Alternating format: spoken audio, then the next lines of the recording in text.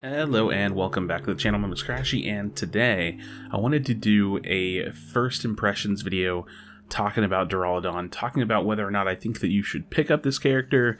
Is it worth the 75 gems? I always forget, or the 10k gold coins, the 10k coins, and ultimately just giving you my first impressions on our newest attacker. Now, Duraludon is out. I did a full stream last night. I had a pretty great time with him, not gonna lie. I was playing on my alt account and doing a ton of solo queue. Got in a few duo and trio games toward the end of the stream, but I feel like I've kind of got this character nailed down. Now here's the thing. Let's go ahead and preface this.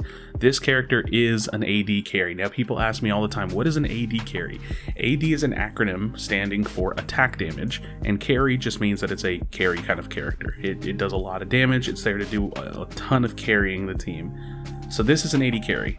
It is very similar to the playstyle of Cinderace, Greninja, Decidueye, and while those characters do have their own kind of playstyles within that whole category of attackers, it fits in that style of attacker. It's not a mage, it's not an SP attacker, it is an attack damage carry, and very, very important for one specific reason. The items that this character run are very standard in my opinion. I think you have one of two builds. I think you either go Muscle Buddy and Scope Lens, or you go Muscle Buddy and Focus Band. Now this could be just based on your playstyle, based on whether you're laning or jungling, whatever the case may be, you're going to want that Muscle Band, you're going to want that Buddy Barrier, and in my opinion, Scope Lens probably the better option between Focus or Scope, but if you're laning, maybe Focus Band's pretty solid, and that's kind of the build. This character feels incredibly strong, but it doesn't feel inherently broken to me.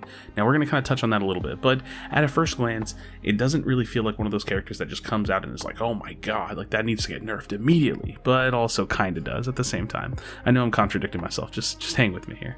So let's go ahead and talk about it. I originally jumped in this character into the jungle, that's my thing, right? And I was like, okay, this character's really strong in the jungle, you come out level 5, like you've got a solid move, like awesome, feels great.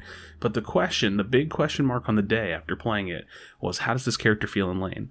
And surprising enough for an AD carry, because Decidueye, Greninja, and Cinderace are not good at laning, this character doesn't feel terrible at lane. It's not the best, right? And it might need to be paired with something really supporty or something tanky that can kind of help it secure some of the farm, but it's not that bad. And so I could definitely see this character being lane viable. Now I'm talking mostly competitive, because the reality is when it comes to solo queue, yes, buy this character. I'm gonna get it out of the way.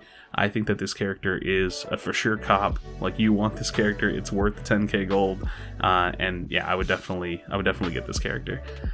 But is it going to be a great laner? I don't know. We'll have to wait and see how the competitive scene decides to kind of deal with it. I think that it definitely could get pulled off and could get played. The attack range on it is really, really crazy. So you put that with the Muscle Band, and you're just hitting for that 3% item, HP effect on Muscle Band, and really bullying the lane, and it feels really, really strong. But the secure on it's not the best in the world, but not too bad. That said, the moves. This is what I wanted to get to. I'm loving all the moves. Dragon Tail feels awesome, Stealth Rocks feels awesome, Dragon Pulse feels awesome, and Light Cannon feels really, really fun to play. I gotta be honest though, I think that Dragon Pulse is the big, WTF of this character, right? It is the big, holy, this thing might be broken thing. So if anything is broken, it's probably Dragon Pulse.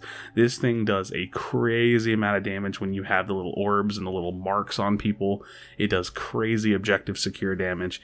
It feels like a kind of Dragonite secure, but the secure and the damage happens like in ticks, so it's not crazy the same way that Dragonite hits, but it's also just crazy because of the range of it, the safety of the move, and how much damage it does do. So listen, if this character is broken, it's around this. I try not to be too hasty and jump to something and just say like, yeah, that's super broken, needs a nerf.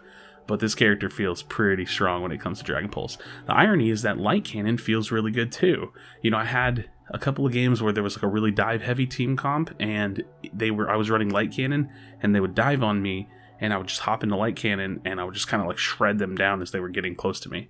Now, as for Dragon Tail and Stealth Rocks, I like both. I really do. Dragon Tail is your kind of like small disengaged knockup. It'll give you a boosted attack, so it's really good for like kind of kiting and attacking and moving around, which feels good because this character doesn't really have mobility. but at the same time, Stealth Rocks feels really solid as well. You can throw a Stealth Rocks out. It can sit in a spot for 1 minute, so you can kind of use it for like information, for area control. You can use it to zone out bushes. You can use it to throw under an objective or in the middle of a team fight to build up your Dragon Pulse stacks, or just to throw out some damage. I would probably never go Stealth Rocks Light Cannon. That build doesn't make too much sense to me, but Stealth Rocks with Dragon Pulse, really solid in my opinion, because you can build up a lot of the marks, the little, you know, like orbs, and then you can pop that Dragon Pulse and do a ton of damage. So Stealth Rocks feels really good to me. Light Cannon feels incredibly consistent, or not Light Cannon, Dragon Tail feels really consistent, and then Light Cannon feels pretty good too. I'm not gonna lie, this is one of those characters where like you play the entirety of the character and you think like, man, this is all really good. Like, I'm really enjoying all of this. And so it makes it almost hard to decide what build you like, and that's a good sign, right? Like, if you play a character and you're instantly like, oh, this is the only thing I'm playing because the other build, the other version of it is trash, well, then you can kind of see like it's not maybe the best design in the world. But this one gave me a little bit of time to kind of niche down into my opinion of what I like to play, and I am leaning more towards Dragon Pulse and Stealth Rock side, but I think that depending on the team comp, I might go Dragon Tail as well. So the character feels super strong.